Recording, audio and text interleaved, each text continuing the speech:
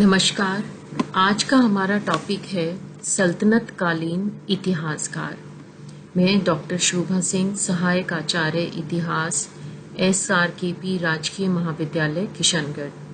सल्तनत काल के बारे में जानने के लिए इतिहासकारों ने कुछ ग्रंथ लिखे हैं जिनका हम आज अध्ययन करेंगे कि उन्होंने सल्तनत काल के बारे में क्या क्या बताया है। सबसे पहले इतिहासकार हैं अल-उतबी।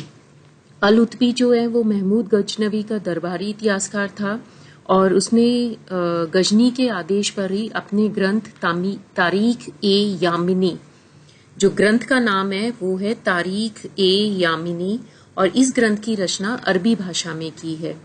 और अल-उतबी ही एक ऐसा इतिहासकार है जिसने महमूद गजनवी के भारत पर किए गए आक्रमणों का उल्लेख किया है। अल-उतबी ने भारत पर महमूद गजनवी के आक्रमणों का 1020 ईस्वी तक का वर्णन किया है। अगले जो इतिहासकार हैं वो हैं फिरदौसी। फिरदौसी भी महमूद गजनवी के समकालीन अरबी और फारसी का एक उच्च कोटि का विद्वान था और उन्होंने अपने ग्रंथ शाहनामा की जो रचना है वो फारसी भाषा में की है।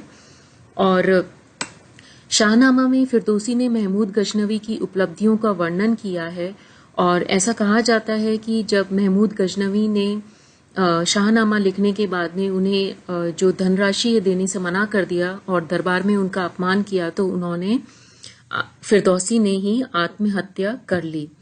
अगला जो इतिहासकार है वो है अल-बरूनी। अल-बरूनी महमूद गजनवी का समकालीन इतिहासकार था और वह अरबी और फारसी का एक उच्च कोटि का विद्वान था। अल-बरूनी जो है वो मूलतः ख्वारिज्म का रहने वाला था और जब महमूद गजनवी ने भारत पर आक्रमण किया तो अल-बरूनी भी उसकी सेना के साथ भारत आ गया। यहाँ पर वह करीब 30 वर्षों तक रहा और यहाँ रहने के दौरान ही उसमें भारत के जो ग्रंथ हैं, संस्कृत में लिखे गए ग्रंथ हैं, उनका अध्ययन किया और वापस गजनी जाकर उसी अध्ययन के आधार पर उसने अपने सुप्रसिद्ध ग्रंथ तारीख-ए-हिंद की रचना की। इस तारीख-ए-हिंद को किताबुल हिंद या तहकीक-ए-हिंद के नाम से भी जाना जाता है। इस ग्रंथ के में हिंदू धर्म के बारे में वर्णन किया है और हिंदू दर्शन का उल्लेख किया है और भारत की कला और साहित्य के बारे में भी बताया है। अगले जो इतिहासकार हैं वो है हसन निजामी। हसन निजामी भी सल्तनत कालीन इतिहासकार है। ये मूलतः मध्य एशिया के रहने वाला था और उसने कुतुबुद्दीन ऐबक एवं इल्तुतमिश के समय में ही अपने ग्रंथ ताजुल मासिर, जो हसन निजामी का ग्रंथ है वो है ताजुल मासिर, और इस ग्रंथ की रचना फारसी भाषा में की है। अगले जो इतिहासकार हैं वो है मिन्हाज-उस-सिराज। मिन्हाज-उस-सिराज भी मूलतः मध्य एशिया का निवासी था। मध्य एशिया में गौड़ नामक एक जगह है जहाँ का रहने वाला था और मिन्हाज ने 1227 ईस्वी में भारत में आकर सिंध में आकर बस गया था। सबसे पहले वो सिंध और मुल्तान के शासक नासुरुद्दीन कुबैचा की सेवाओं में रहा और 1228 में जब इल्तुतमिश ने सिंध और मुल्तान को अपने कब्जे में ले लिया तो वह भी इल्तुतमिश के साथ दिल्ली आ गया। 1231 में इल्तुतमिश ने ग्वालियर पर आक्रमण किया। उस समय भी मिन्हाज जो था वो इल्तुतमिश के साथ ही था और सुल्तान नासुरुद्दीन महमूद के समय मिन्हाज-उस-सिराज ने अपने ग्रंथ जो तबकात-ए-नासिरी है उसकी रचना की और ये ग्रंथ फारसी भाषा में लिखा गया है। और नासुरुद्दीन महमूद के समय में ही मिन्हाज-उस-सिराज जो है वो दिल्ती सल्तनत का काजिल-उल-कुजात नियुक्त किया गया। उसने समकालीन घटनाओं के साथ साथ उस समय के प्रमुख अमीरों, उलेमाओं, विद्वानों आदि के बारे में वर्णन किया है। अगला जो मुख्य इतिहासकार है वो है अमीर खुसरो। अमीर खुसरो सल्तनत काल का पहला ऐसा इतिहासकार है जिसका जन्म जो है वो भारत में हुआ और इनका जन्म पटियाली नामक जगह पे हुआ जो उत्तर प्रदेश में है और इसका खुसरो का लालन पालन जो है उनके नाना इमादुल मुल्क ने किया जो बलबल के समय में आरिज मुमालिक के पद पे थे। यह मूलतः फारसी भाषा का कवि था और ये मध्यकालीन भारत का फारसी का महानतम कवि माना जाता है। बलबन के समय में जब मंगोल आक्रमण हुए तो मंगोल उनको कैद करके ले गए और 1 महीने तक वह उन्हीं की कैद में रहा और इस दौरान उन्होंने मंगोलों के खान पान, रहन सहन और उनकी आदतों के बारे में जानने का अवसर मिला और उसी के अपने एक्सपीरियंस के आधार पर ही उन्होंने अपने ग्रंथ खजाइनुल फुतह की रचना की है। जियाउद्दीन बर्नी के अनुसार अमीर खुसरो ने करीब 100 काव्य ग्रंथों की रचना की है, लेकिन उनमें से मुख्यतः 6 प्रमुख माने जाते हैं। उसमें सबसे पहला है किरान-उस-सदाइन।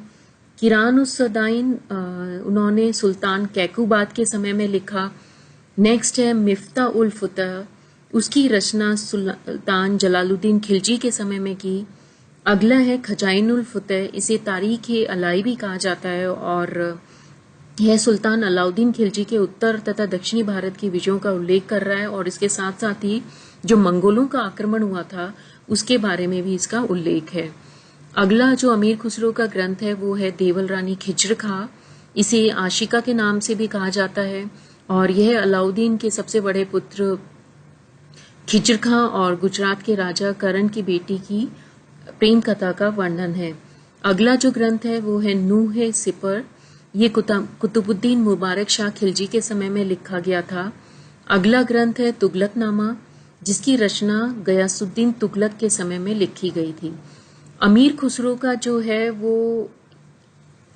ये सब लिखने के अलावा इतिहास में उनका एक कवि और संगीतकार के रूप में भी अमीर खुसरो जाने जाते हैं और संगीत कला के क्षेत्र में उनका मुख्य योगदान सितार नामक वाद्य यंत्र का आविष्कार है, जो उसने भारतीय वीणा और फारसी तंबूरा दोनों को साथ मिलाकर किया।